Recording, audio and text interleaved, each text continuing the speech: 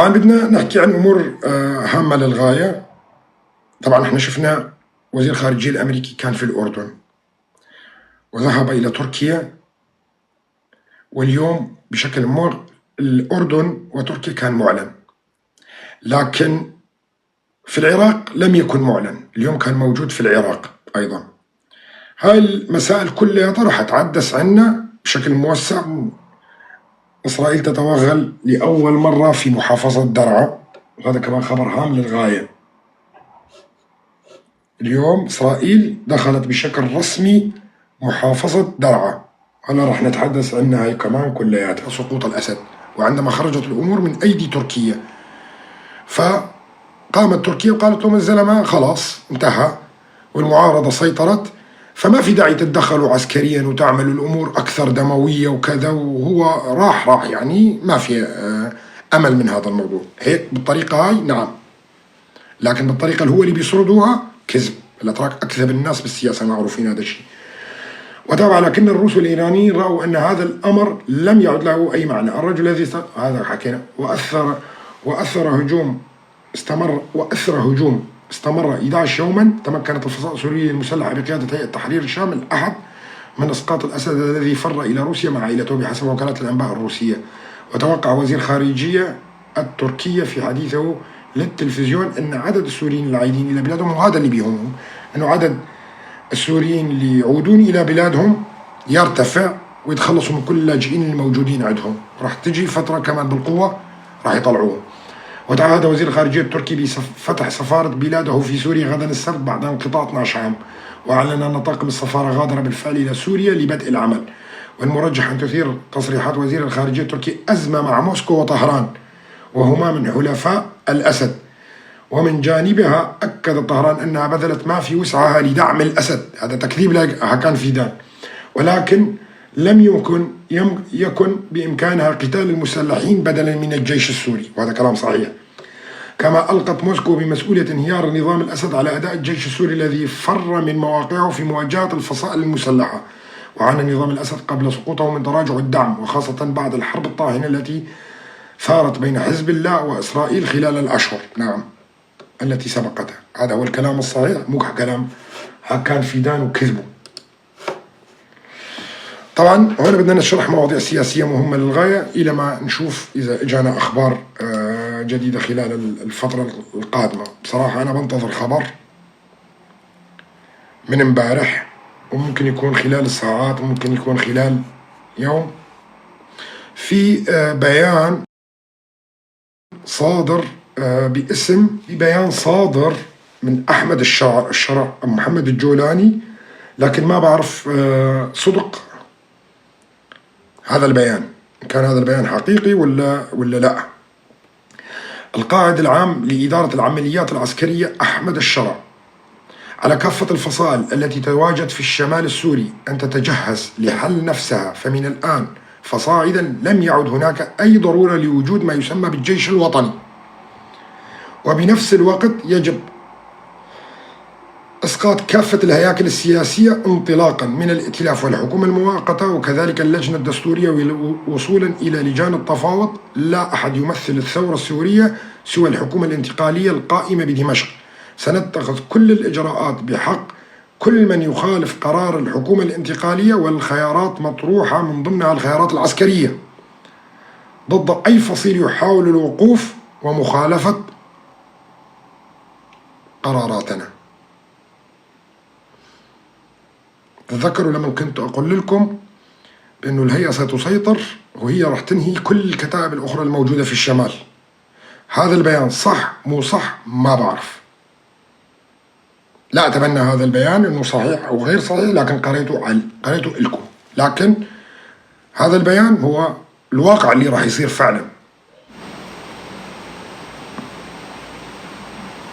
وبنفس الوقت يجب إسقاط كافة الهياكل السياسية انطلاقا من الائتلاف والحكومة المؤقتة، كذلك اللجنة الدستورية، ووصولا إلى لجان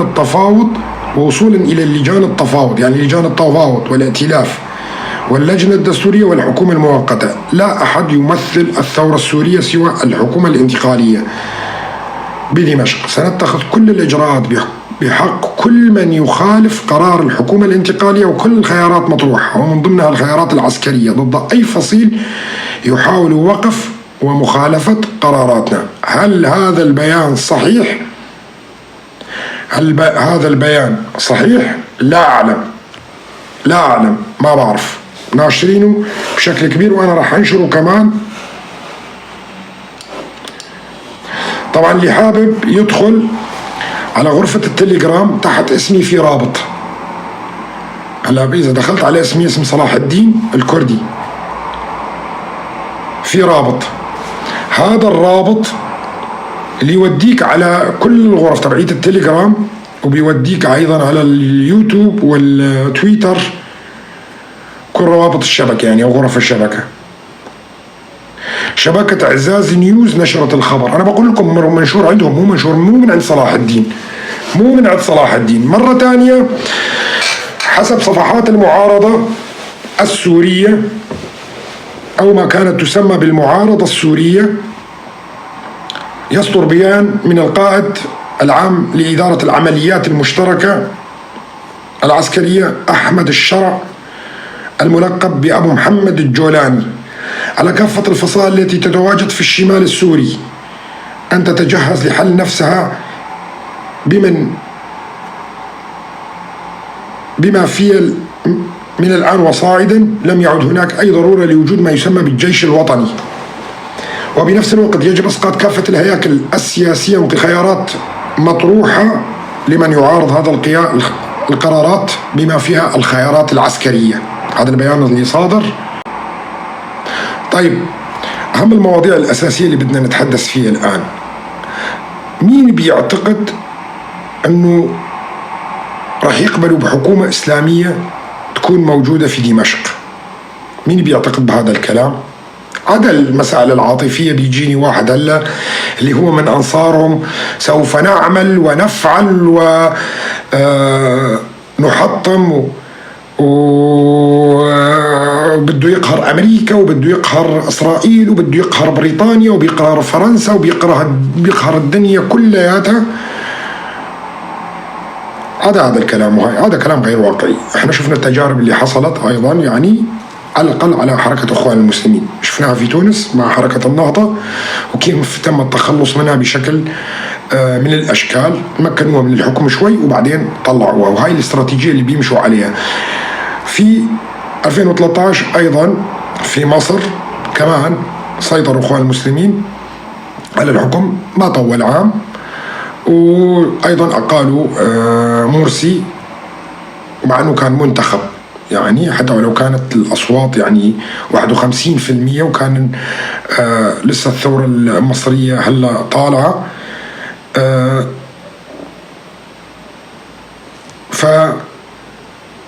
فأقالوا يعني وما سمحوا له نهائيا، حتى نتحول بالشقين يعني كمان. حتى الجماعات الإسلامية اللي محسوبين على الشيعة كمان نفس الشيء. يعني شفنا أنه الحوثي حاول في اليمن أنه يسيطر على الحكم ونفس الشيء. أنا هنا بحكي على الدول العربية، ما بحكي فيها على أفغانستان ولا غيره. أنا بحكي على الدول العربية. أفغانستان حالة خاصة. أفغانستان كل الدنيا انكسرت فيها، من الاستعمار البريطاني إلى الاستعمار السوفيتي ومن بعدها الأمريكي وهكذا. هذا أمر مختلف بالنسبة لأفغانستان، لأنه طبيعة أفغانستان مختلفة تماما. اليوم جاني خبر، تتذكروا لما أول واحد طلع وقال لكم إنه راح يحطوا مرتزقة وراح يأخذوهم على النيجر؟ تتذكروا هاي القصة أكيد، تذكروها. وحكيت لكم إنه المرتزقة راح يروحوا على بوركينا فاسو، وحكيت لكم بعدين المرتزقة راح يروحوا على شمال العراق وقنديل وكذا، وطلعت تقارير تلفزيونية. اليوم يتم تجميع المرتزقة مرة أخرى وتجميل أسمائهم من دون ذكر وين رايحين هدول، من دون ذكر وين رايحين هؤلاء المرتزقة اللي يتم تسجيل أسمائهم، ويتداول هذا الخبر ما بين الناس في الشمال السوري. ما بدي أقول المحرر لأنه قضية مسألة محرر نظام راح في مناطق سيطرة الجيش الوطني أو ما يسمى بالجيش الوطني. طبعا أنا قعدت وفكرت بهذا الموضوع، وطلع لي أنه بعد ما سألنا شوي أيضا أنه شركة السادات اللي هي مكلفة بتجنيد المرتزقة أنه عم تسجل أسماء وتعمل فحص تام لإرسال المرتزقة مرة أخرى إلى دولة معينة لم يذكر اسمها، والآن أصبح العدد أكبر كمان اللي تقدر تستثمر فيه، لأنه المناطق السورية الأخرى أيضا كلها وقعت والشباب زاد عدده بشكل كبير. فشركة السادات تحاول أن تستثمر في الشباب السوري وتحويلهم إلى المرتزقة ومع الجيش الوطني الموجود أيضا. وفي أعداد كبيرة جدا عم تسجل أسمائها. من تفكيري كلياته يعني مثل ما تكتبوا أنتوا، أنا فكرت العراق أوكرانيا كذا ودرست الموضوع هذا شخصيا، ما طلع معي غير مكان واحد، ما طلع معي غير مكان واحد اللي ممكن يرسلوه، ولا واحد منكم لحد الآن أعتقد أنه كتبوا. سيتم إرسالهم إلى اليمن، سيتم إرسالهم لمقاتلة الحوثي أو الحوثيين، سيتم إرسالهم إلى اليمن. هذا المكان الوحيد اللي طلع معي، ورح نشوفه بالفترات اللي قادمة. طبعا أنا أكثر من مرة ذكرت هاي المواضيع ونجحت معي تقريبا بصناعة الخبر هذا 100%. كل المناطق اللي حكيت عنها نجحت وطلعت حقيقة. الآن سيقوم نقلهم إلى اليمن على الأغلب، على اليمن. رح نشوف هذا في الفترة القريبة. الآن بدأت شركة السادات بالاستثمار في الشباب السوري، لأنه كله محتاج. $1500 بالنسبة للشخص يعني بالنسبة لهم مغرية، يعني حتى ولو كان الموضوع متعلق بأنه ممكن ما يرجع، حتى لأنه الوضع الاقتصادي كتير صعب جدا كان في مناطق النظام. $1500 بالنسبة لأي واحد كان في مناطق النظام يعني مبلغ كبير جدا. والناس كلها يعني عانت الفترة اللي فاتت من الجوع بشكل كبير. فلذلك كتير عم يسجل اسمه وبده يروح أي مكان، يعني ممكن ياخذوا قسم على أفريقيا، ممكن ياخذوا قسم يغزوا المناطق الثانية، يعملوا تبديل، لأنه في كتير أيضا من المرتزقة الموجودين اللي راحوا لمكانات أخرى بعد ما شافوا الأسد سقط وكذا وهاي، وجمعوا بعض الأموال عم بيطلبوا إنهم يرجعوا. فلذلك محتاجين إلى أعداد كبيرة جدا. ممكن ياخذوا يبدلوا قسم اللي موجود في تلك المناطق، والقسم الآخر بالتأكيد راح يروح لليمن. في حدا كتب لي العراق أنا راح أشرح لكم موضوع آخر. قلت لكم أنا راح أدخل بالاستراتيجية الجديدة اللي كنت حابب إني أتحدث عنها خلال أو بعد 3 أسابيع.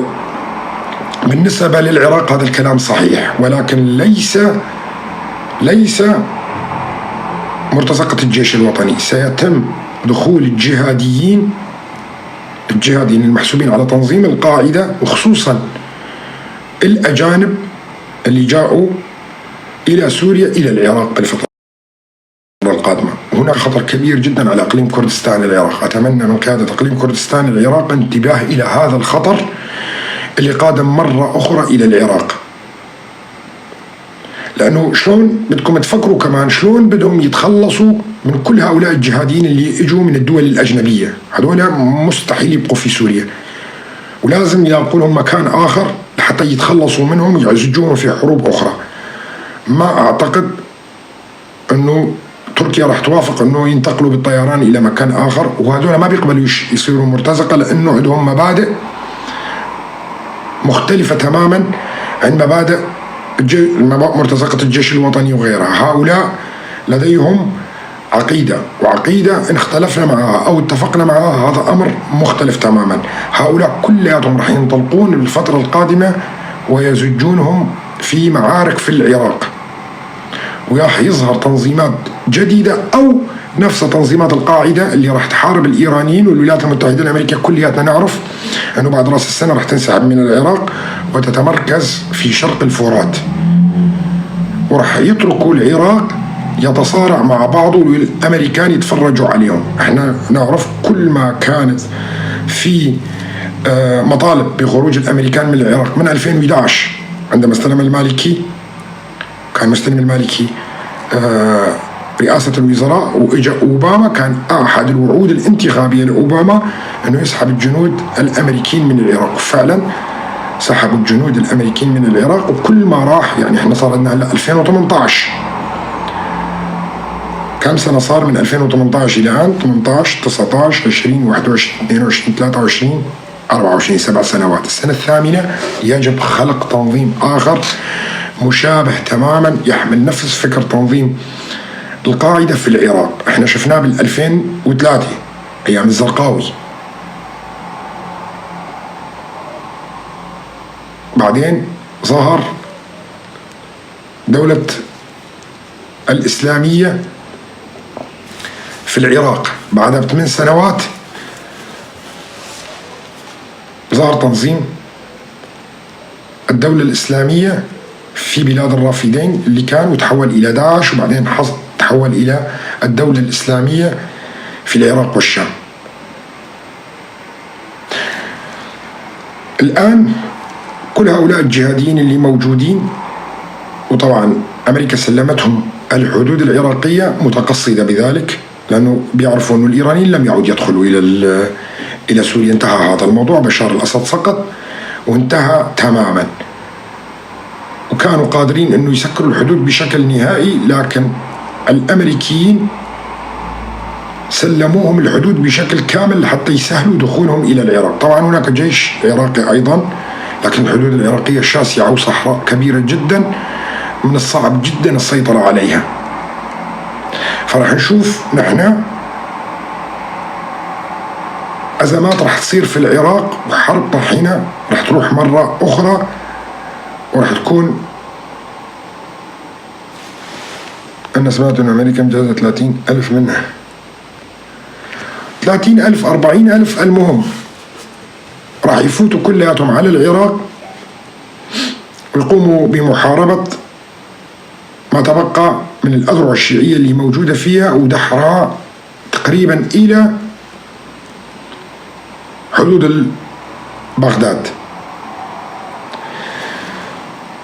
طبعا هون لازم القوى الكردية اللي تكون موجودة تدرك هذا الموضوع وتشتغل عليه بشكل سريع جدا، وأنا أتمنى توصل هاي الرسالة إلى قيادة إقليم كردستان العراق والسيد مسعود البرزاني. عليكم الحذر بالفترة القادمة،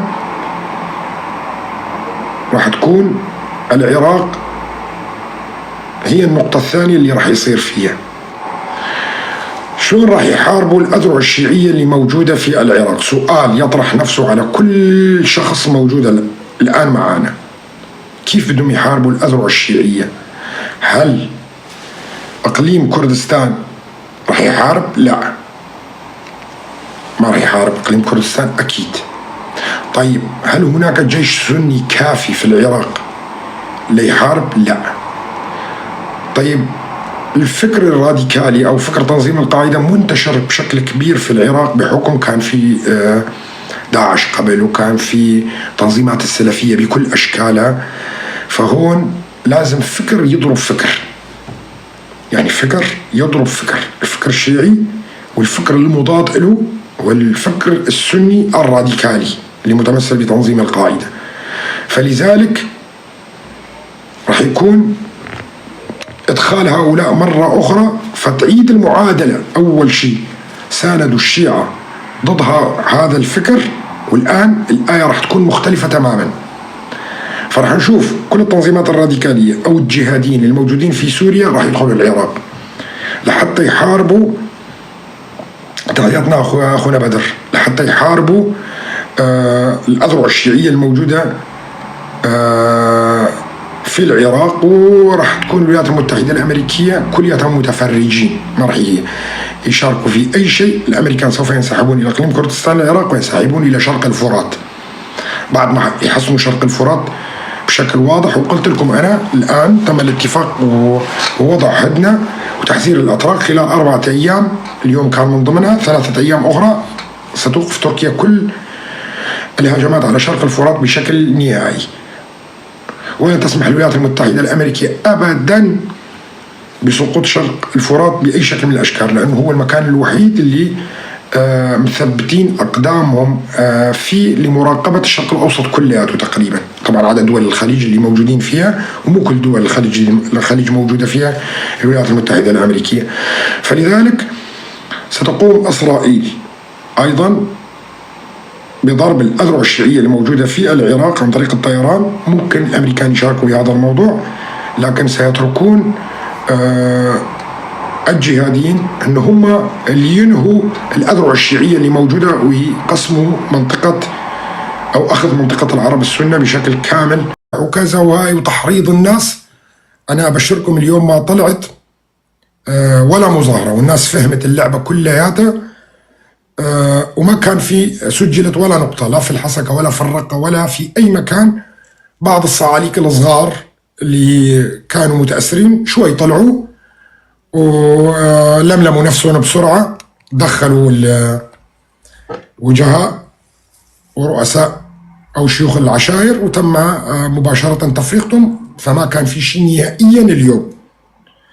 الأزمة اللي كانت يعني 3-4 أيام هي الحمية اللي صارت والتحريض وكذا، وهي تقريبا انتهت اليوم. ما كان في ولا نقطة تسجيل من خلال مراقبتي نهائيا. طبعا بدنا نوصل لل1,000,000 تكبيسة لحتى نبلش البرنامج. رح نبلش باللغة العربية.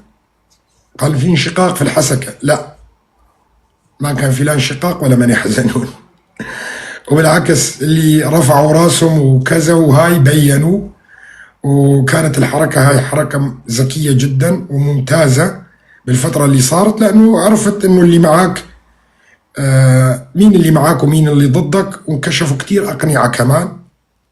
فكانت المسألة تقريبا انتهت، كل الأقنعة انكشفت. دواعش كتير بينوا أيضا خلال الفترة اللي فاتت، صراحة يتم معالجتهم. جماعة مرتزقة تركيا اللي كانوا موجودين في شرق الفرات ومخفيين أيضا بينوا وانكشف كتير منهم والمحرضين منهم. واليوم كان دليل كبير، دليل واضح وكبير، انه ما تسجلت ولا مظاهرة. حاول المرتزقة من خلال صفحاتهم بالحرب الإعلامية تشويه وبس مظاهرات كانت قديمة على انها جديدة، لكن كمان فشلت، لانه هنا الشبكة تبعيتنا كانت لهم كلياتهم بالمرصاد.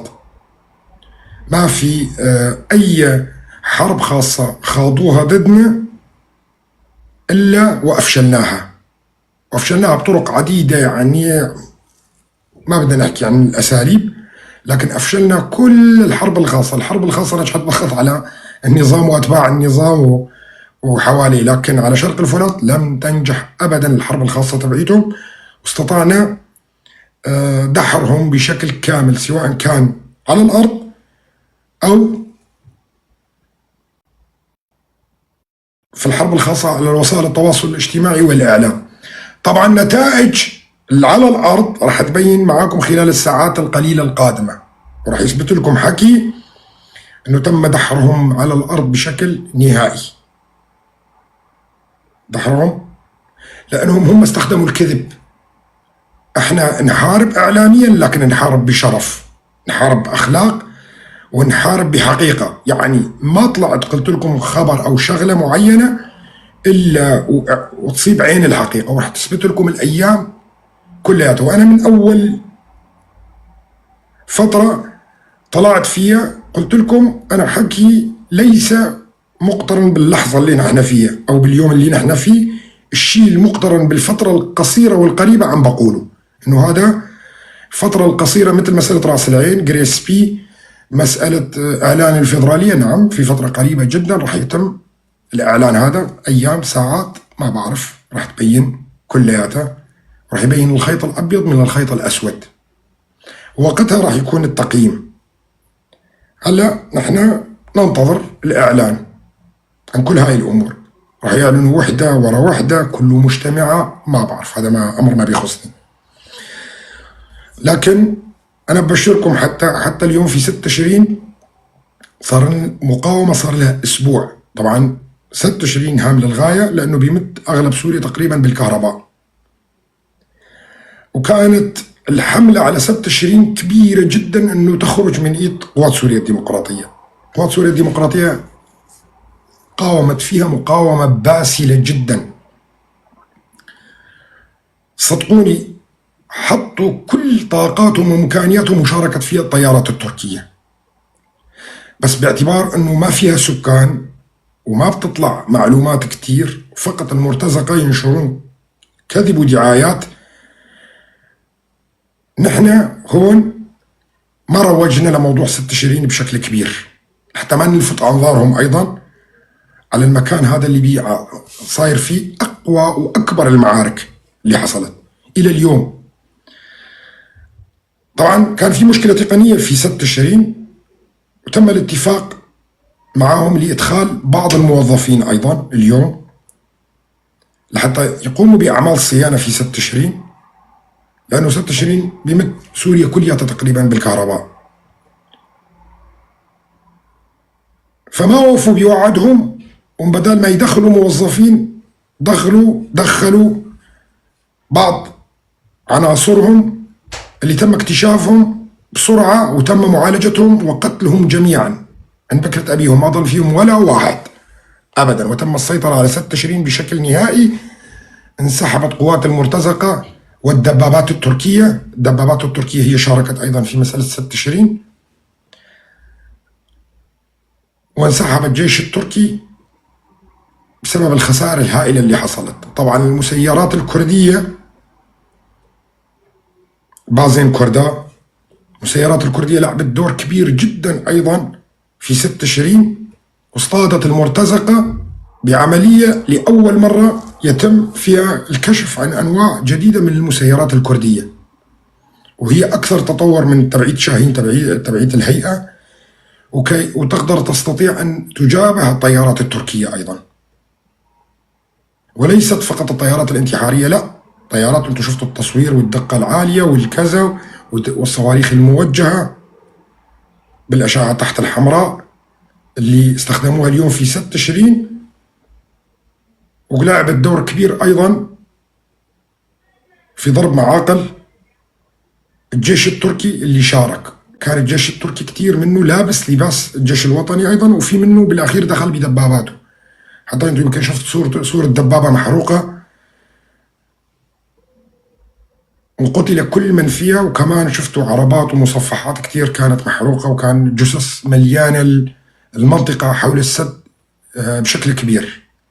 اليوم أعلنت قوى سوريا الديمقراطية بانتهاء المعارك في 6 تشرين، وأنا راح أقول لكم شو السبب الهجمة التركية اللي كانت قوية جدا على 6 تشرين، لأنه 6 تشرين يعني يعتبر أنت مسيطر على البترول ومسيطر على الكهرباء ومسيطر أيضا على 6 تشرين كانت كبيرة جدا، يعني أهم من مدن حتى.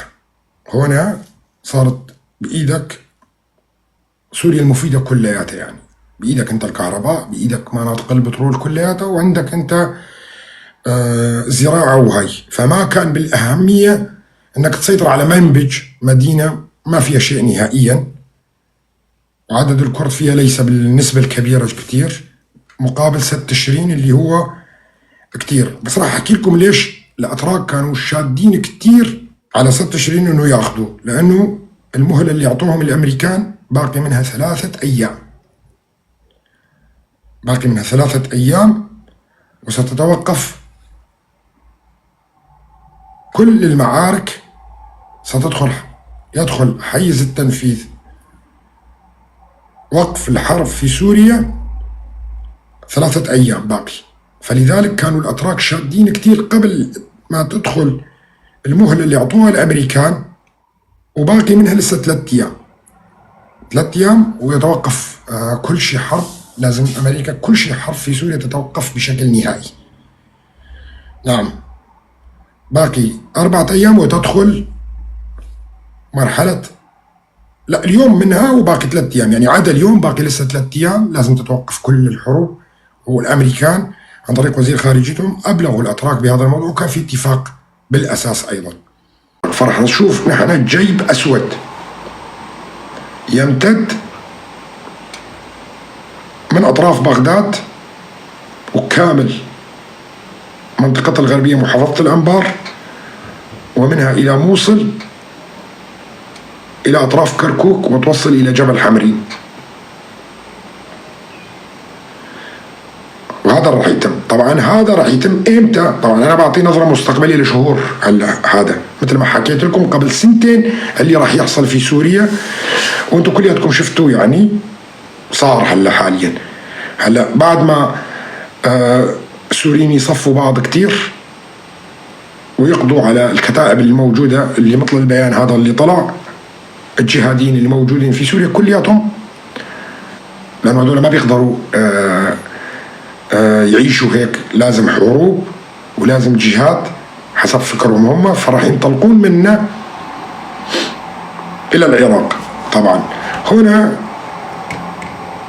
في خطر على دول الخليج أيضا نوعا ما بالمستقبل، لكن سيتم السيطرة عليه، لأنه حتى دول الخليج مشتركين بهذا الموضوع. فرح نشوف في المرحلة القادمة، وأعتقد بلش في العراق أيضا، إعادة إحياء تلك الخلايا اللي كانت موجودة مرة أخرى. طبعا اليوم شفنا في غرب الفرات اتهامات ما بين التركمان والعرب، اتهامات كبيرة جدا في غرب الفرات ما بين التركمان والعرب، وكانت الاتهامات للتركمان بالتجاوزات على العرب، والتركمان كانوا يتهمون العرب بالخيانة. وهذا الشيء انتشر ووصل حتى لوسائل التواصل الاجتماعي ما بينهم هم نفسهم، كان موجود في غرب الفرات. لأن تركيا مهتمة بإنشاء جيب تركماني على الحدود السورية، لكن العرب رفضوا هذا الموضوع، فحصلت مشادات كلامية كبيرة. في المرحلة القادمة ممكن تتحول هاي كلها إلى مسائل عسكرية. فهذا الجيب الأسود اللي هو راح يفصل إقليم كردستان العراق عن العراق بشكل نهائي، يعني عن جنوب العراق بشكل نهائي. طبعا أحد المسائل الهامة للغاية بأنه ممكن يكون هؤلاء الجهاديين اللي راح يحاربوا الأذرع الشيعية الموجودين في العراق ما راح يروحوا على إقليم كردستان كما أخطأوا خطأ فادح في العام 2014. بدل ما يتوجهوا على بغداد يتوجهوا على إقليم كردستان مشان كركوك والنفط والمسائل هاي والسبي والتعفيش والأمور هاي، فخسروا خسارة كبيرة جدا وقتها. فالهاي المرة ما راح يهتموا بموضوع إقليم كردستان بشكل نهائي. طبعا هون تبقى على قيادة إقليم كردستان العراق أنه تأخذ هاي الأمور بجدية، وأنها تحضر من الآن لهذا الموضوع، لأنه في المرحلة القادمة راح يكون في خطر كبير جدا على إقليم كردستان العراق، وأنا بنبههم، وأتمنى هاي الرسالة تصل لهم، وراح نحاول نوصلها بطرق طرق أخرى أيضا. طبعا أنا ما حكيت شيء قبل 20 عام إلى الآن إلا وحصل. لست منجم ولست عراف ولا أضرب بالمندل ولست محلل سياسي، أنا هنا أتحدث في صناعة الخبر حسب المعطيات السياسية والاقتصادية والعسكرية، وأعطي نظرة مستقبلية لخارطة المنطقة بعدها. كلام هام للغاية. أنا لست منجم ولست عراف ولست قارئ بالفنجان ولا ضارب بالنرد. صح، لست محلل سياسي باعتبار ما بعطي عدة احتمالات، بعطي احتمال واحد ما في غيره. بعطي احتمال واحد ما في غيره، وهو اللي بيحصل.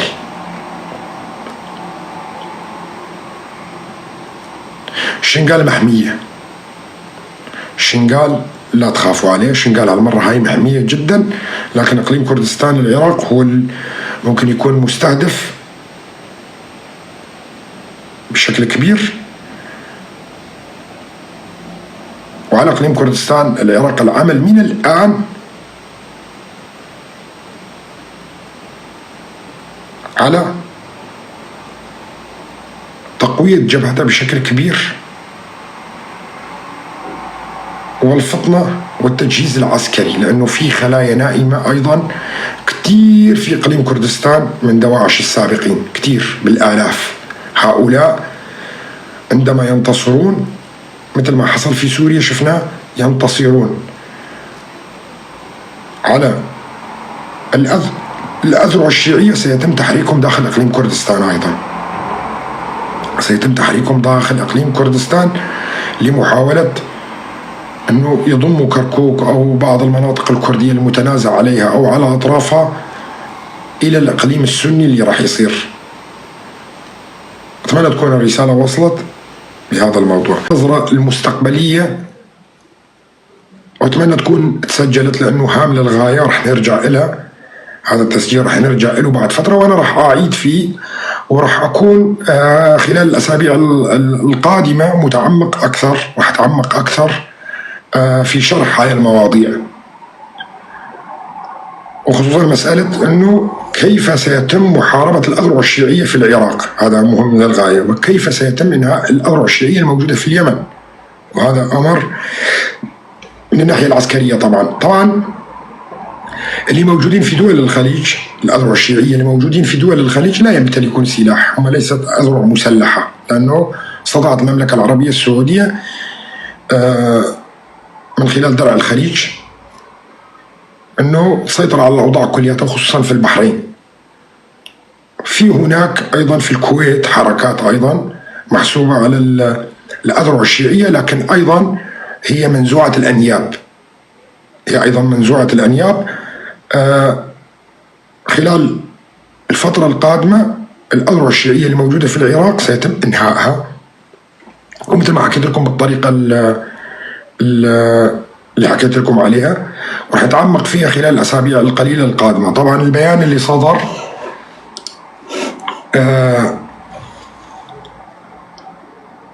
من الجولاني قبل شوي ونشروه المواقع، اللي أنا ماني متأكد أنه هذا بيان حقيقي ولا غير حقيقي، لكن هذا البيان سيطبق على الأرض بالأساس. يعني هذا الكلام أنا قايله من زمان، حكيت لكم من زمان أنه سيسيطر الجولاني على كل غرب الفرات، وسيقوم بإنهاء كل الكتائب العسكرية الأخرى. طبعا تحدثت لكم أيضا أنه إدلب عانت من الأتراك بالفترة اللي فاتت، وخصوصا أبو محمد الجولاني، يعني عدة محاولات اغتيال، مظاهرات كثيرة كان خلال السنة الماضية، محاولة عزل الجولاني والتخلص منه، وهذا الأتراك كلكم شفتوه خلال الفترة اللي فاتت كلياتها. ما أعتقد أنه في ساذج كان متابع ما يفهم الأمور اللي حصلت. طبعا هذا كله ما نسيان، والجولاني أيضا مرة ثانية. طبعا تصريح هام جدا من محمد البشير وزير حكومة الإنقاذ، طبعا الجولاني طبعا سألوه قالوا له ليش ما تروح تحرر الرقة، رد عليهم بأنه الرقة محررة، لأنه الرقة محررة وبإيد أهلها. محمد البشير وزير حكومة الإنقاذ يرد على بعض بأن رقة محررة وبيد أهلها وليست محتلة. أشرح لكم هلا المسألة هاي، أنا شرحت لكم النظرة المستقبلية شوي عن شو بده يصير شو ما بده يصير، التوضيحات هاي كلها راح تيجي مع الوقت. شوفوا مشان تعرفوا، قال الرقة والحسكة، نعم قال الرقة والحسكة محررة وهي بيد أهلها وليست محتلة. خلينا نسمع صوته. بعتوا لي صوت. يا شباب اللي كانوا غير انتهى. هذا صوته. يا شيخنا يا شيخنا جماعة قاعد يسألوا الرقة زيتون ليش وضع الرقة؟ يا شيخنا شيخنا الرقة والحسكة ايش وضعها؟ مرفوع فيها علمين. لا مرفوع فيها علمين هي مش محررة. ايش وضع الرقة يا شيخنا؟ هذا الرقة محررة.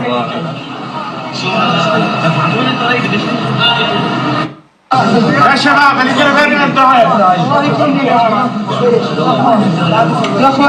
يا شيخنا يا شيخنا جماعة قاعد يسألوا الرقة زيتون ليش وضع الرقة؟ يا شيخنا هذا صوته اللي بيرد على الناس بيقول لهم الحسكة والرقة محررة. بعدين طلع تصريح انه الحسكة والرقة محررة وبيد اهلها ليست محتلة. سمعتوا؟ طيب هلا نجي من الناحية السياسية. شوفوا، الكل يفهم هاي المعادلة السياسية اللي موجودة في سوريا. طبعا هيئة تحرير الشام هي كما يسمونها بالألماني ناخفولجي لجبهة النصرة، يعني الوريث تبع جبهة النصرة أو التسمية ما بعد جبهة النصرة. وجبهة النصرة هي كانت في قوائم الإرهاب، هذا أمر معروف. ومحمد الجولاني أبو محمد الجولاني بالأساس هو موضوع في قوائم الإرهاب بالنسبة للولايات المتحدة الأمريكية، وكان مرصود 10 مليون دولار للي يدلي بمكانه أو اللي بيقتله. وإلى الآن هذا القانون قائم في الولايات المتحدة الأمريكية مشان تعرفوا.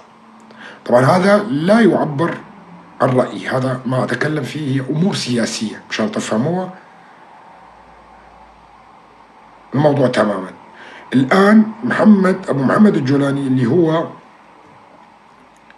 قائد العملية العسكرية اللي كانت كلياتها يحاول جاهدا أنه ينرفع اسمه من قوائم الإرهاب وأنه ويرضى عليه الغرب حتى يقوم معه بعلاقات ومع علاقات وغيرها، ويرفع أيضا العقوبات عن سوريا. طبعا صرحت الولايات المتحدة الأمريكية بأن عقوبات سوريا لن ترفع عن قيصر.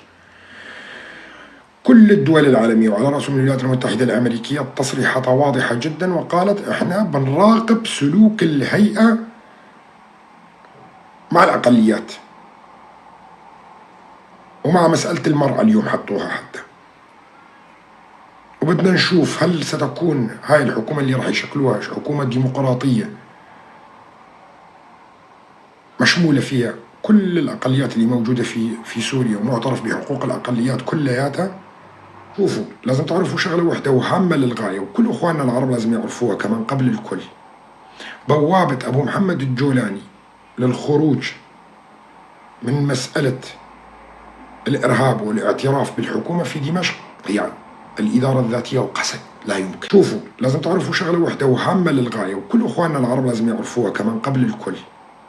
بوابة أبو محمد الجولاني للخروج من مسألة الإرهاب والاعتراف بالحكومة في دمشق هي الإدارة الذاتية وقسد، لا يمكن. من دون التوافق مع قوات سوريا الديمقراطية والإدارة الذاتية، وأنه هي تكون في الجزء من الحكومة القادمة في دمشق ويعترف بها بشكل رسمي، لا يمكن إنشاء حكومة سورية مطلقا لن يعترف العالم فيها، وراح تكون موضوعها في قوائم الإرهاب. والمعيار اللي قالوا كل دول العالم أنه المعيار هو تعامل الهيئة مع كل مكونات الشعب السوري، وهذا أمر معروف لمحمد الجولاني والهيئة. لذلك الهيئة تتفادى أي صدام مع قوات سوريا الديمقراطية، تتفادى حاليا أي صدام معها، لا حتى بالتصريحات ولا عسكريا ولا من كل النواحي، لأنه راح تجي مرحلة راح يدخلوا بمفاوضات مع قوات سوريا الديمقراطية بشكل واضح وعلني لحتى يحلوا كل المشاكل اللي موجودة في سوريا. اللي بيظن أنه محمد الجولاني هو تحت عباءة الأتراك بيكون واهم كتير. الأتراك يحاولون، هو خرج من عباءة الأتراك بشكل واضح، وعارف أيضا أنه إذا نفذ الأوامر التركية بأنه تهميش قوات سوريا الديمقراطية سيتم تهميش الحكومة من الخارج، وتعتبر أنه هاي الحكومة داعمة للإرهاب وراح يصير عليها حصار ولن يعترف بها نهائيا، وهذا شيء معروف جدا. وعلاقات محمد الجولاني مع الأمريكان موجودة، نعم. هلا بيقول زلمته اللي بيقول كذا اللي بيقول كذا، هذا الكلام ما له سياسي. إذا بنحكي هناك علاقات، نعم، قنوات تواصل واعترف فيها الأمريكان بكل وضوح أيضا، وحتى قوات سوريا الديمقراطية على رأسهم بلسان الجنرال مظلوم عمدة قال لدينا علاقات مع الهيئة عن طريق الأمريكان، بكل وضوح قال يعني علاقاتنا أساسا مع الهيئة موجودة عن طريق الأمريكان. ومبارح قال بشكل واضح وصريح أنه الهيئة أبلغتنا عن طريق الولايات المتحدة الأمريكية بأننا بالمرحلة القادمة لما راح نقوم ونسقط الأسد لن يكون قوات سوريا الديمقراطية مستهدفة. فجاء التطمين من الولايات المتحدة الأمريكية، وقوات سوريا الديمقراطية كانت عارفة أنه صدر القرار بإنهاء بشار الأسد. فلذلك راح نشوف تصادم كبير مع الجولاني مع الكتائب المحسوبة على تركيا في الفترة القادمة وإنهائها، وهذا الكلام صحيح.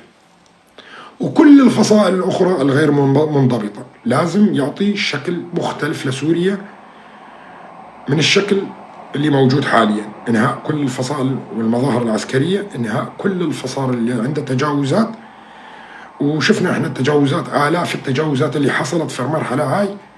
طبعا كانوا كلهم مشغولين، وكان الأمر بدايته ما كانوا قادروا يسيطرون. أنا أعتقد أنه خلال الأسابيع القليلة القادمة رح يحاول هو أنه يسيطر ويجمل صورة الهيئة بشكل أكبر لحتى يقدم حكومة. ممكن ل3 أشهر هاي بالحكومة الانتقالية، نعم، مطالب تركيا تكون منفذة، رح يدخل فيها الأخوان، يدخل فيها ناس تانية كذا، لكن بعد هاي ال3 أشهر، وشفنا من تصريح اللي حصل امبارح، حتى ولو كان تسريب، حتى ولو كان كذب، حتى ولو كان، لكن كتبت صياغة مسودة المفاوضات ما بين الهيئة وقوات قسد بشكل منطقي كبير جدا، حتى ولو كانت مزورة الوثيقة، لكن كتبت عن طريق واحد فهمان البعد والأبعاد السياسية لكل طرف. فحكى فيها أنه قوات سوريا الديمقراطية أو الإدارة الذاتية راح تدخل بالحكومة القادمة بعد آذار. ماذا يعني هذا؟ بعد انتهاء 3 أشهر للحكومة الانتقالية، وهذا كلام ذكي حتى لو كان مزور. نعم،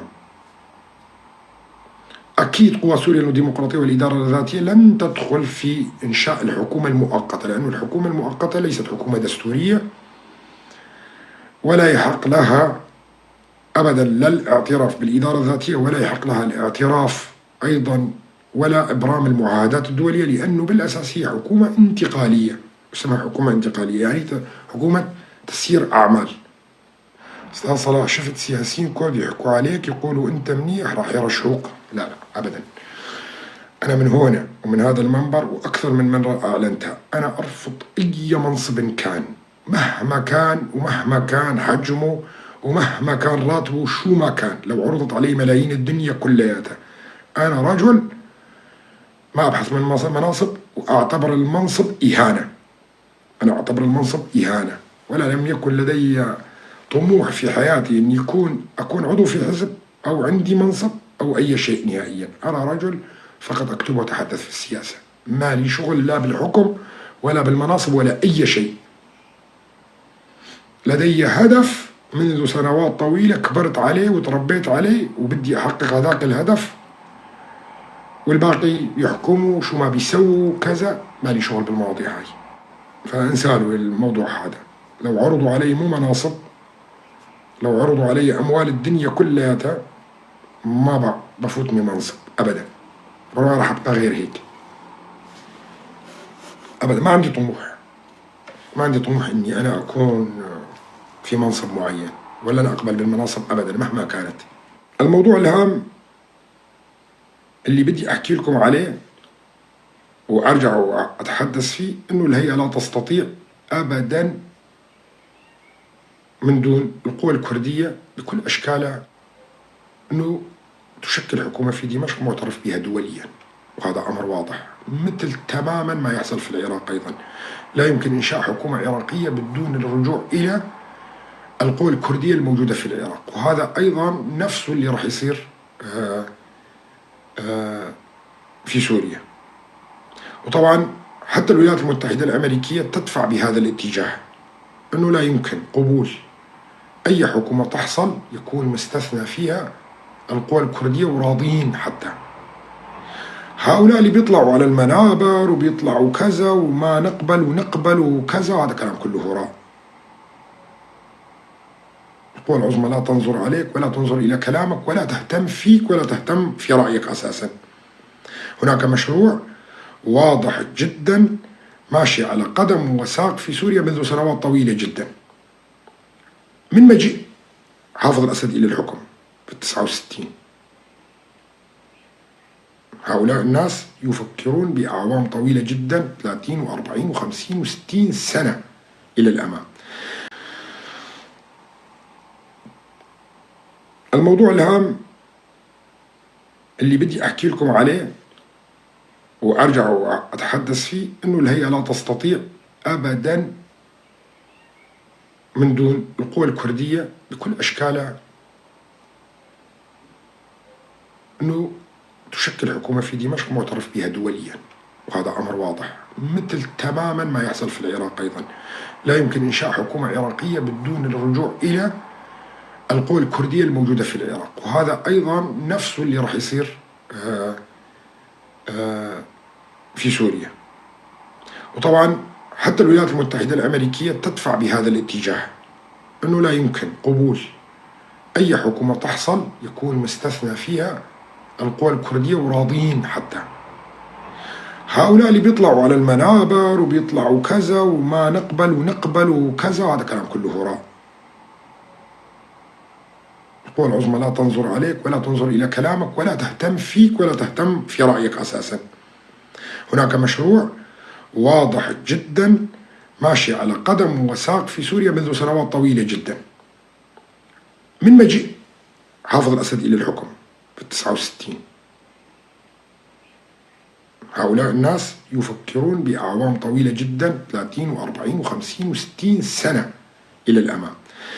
أنا بعطيكم تصريحات هامة للغاية لمثلا وزير خارجية إسرائيل اليوم. في أحد التصريحات الهامة قال: لم يعد فقط الجبال هم أصدقاء الأكراد، نحن هنا موجودين، نحن صديق الشعب الكردي.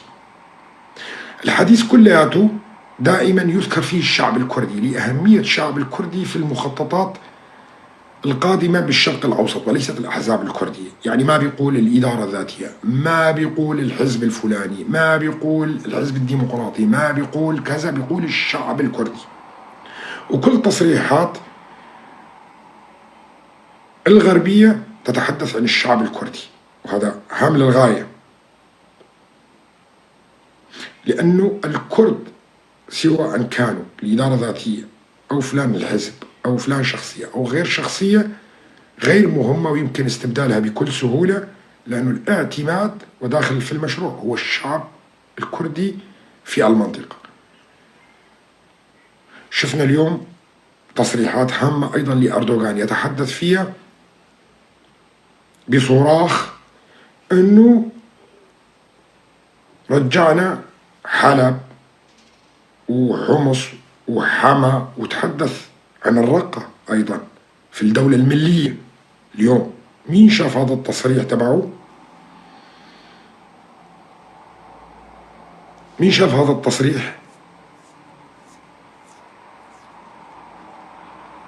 طبعا هذا التصريح للداخل مش هتكونوا عارفين، للشعب التركي بيقنعوه بأنه شوف أنه الإنجاز اللي أنا بعمله أني أنا عم بوسع حدود الدولة. نعم وهو حقيقي. طيب منين إجا هذا كلياته؟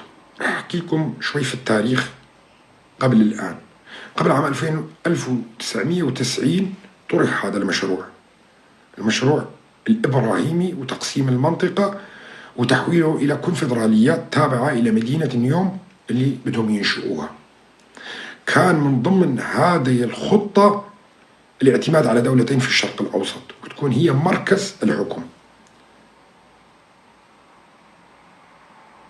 إسرائيل في الدرجة الأولى، وفي المرتبة الثانية كانت تركيا في ذلك المشروع وقتها. طبعا كان الشعب الكردي مستثنى بشكل كامل من هذا المشروع، وكان فعلا أنه تحويل كل المنطقة إلى كونفدراليات وتكون تركيا ضمن هذا المشروع، والاعتماد على تركيا اقتصاديا، والمعابر الاقتصادية كثير منها تمر بتركيا. فكان الخطة ماشية من الدول أو القوى العظمى في الموجودة في العالم على هذا الأساس. هاي النظرة تغيرت في عام 2014. النظرة هاي تغيرت بعد 2014، فبدأ سلوك أردوغان يتغير من الغرب. يعني انتم شفتوا بعد ال90 أردوغان جاء في منتصف التسعينات، دعموه اقتصاديا، دعموا كل شيء. تركيا وصلت لمرحلة انه تصير من الدول ال20 في العالم. وصل في العجز في الموازنة إلى الصفر، تم تبديل العملة، وحذفت أصفار كثيرة من العملة، قويت البنية التحتية في تركيا. تركيا كادت أن تتحول نوعا ما إلى دولة مثل الدول الأوروبية، كان فيها أيضا تأمينات وأيضا المسائل الاجتماعية مثل السوسيال اللي موجود في ألمانيا وفي أوروبا، واللي كان يصرف رواتب تقاعدية للمتقاعدين وغيره وغيره. كل الأمور هاي كانوا بيهيئوا تركيا. لكن عندما حصلت المشكلة الكبرى اللي كانت في كوباني في عام 2014، وأثبت الكرد جدارتهم بشكل كبير، تغيرت النظرة، فتغير سلوك الحكومة التركية، فخرجت عن إطار اللي كانت مرسوم لها، وتحدت الغرب.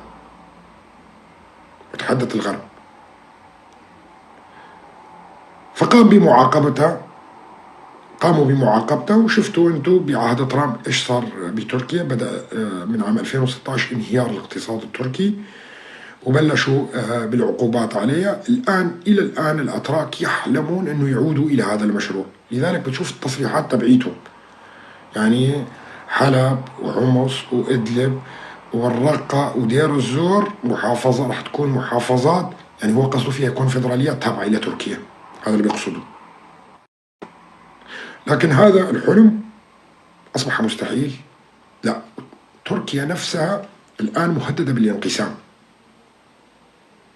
تركيا الآن نفسها مهددة بالانقسام. هو يطمح طبعا أنه يأخذ كل المحافظات هاي السورية ويعملها تابعة لتركيا بالتعاون مع السوريين الموجودين على الأرض وحركة الإخوان المسلمين، اللي هم أساسا ما بيهمهم لا سوريا ولا لهم ذرة من الوطنية ولا أي شيء، ولا ينتمون إلى سوريا بشيء.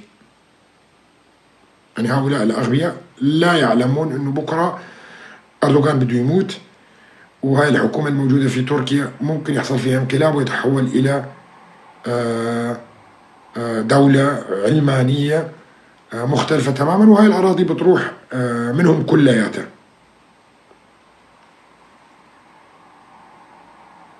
بتكون راح على الشعب العربي اللي سلم أراضيه لدولة مثل دولة تركيا هي طامعة في أراضي.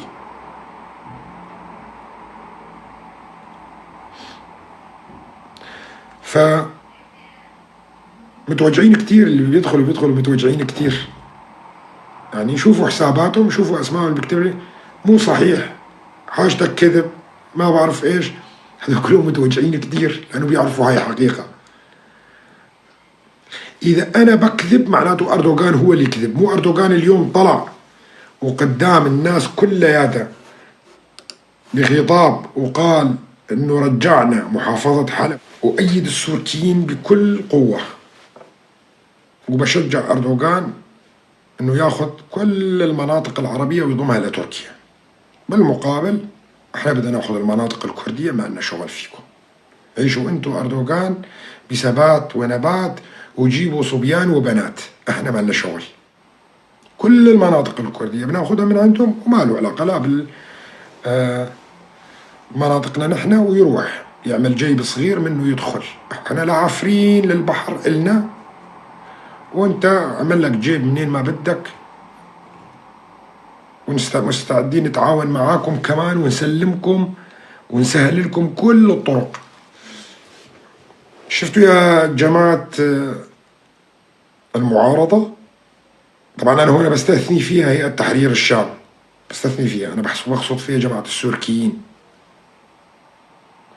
طيب بس سؤال يطرح نفسه، يعني ما عندكم أبدا روح الوطنية؟ ما عندكم يا أخي غيرة العرب والعروبة؟ ما عندكم أي شيء لما واحد مثل أردوغان يطلع يقول مثل هيك خطاب ولا بني آدم يطلع بيرد عليه؟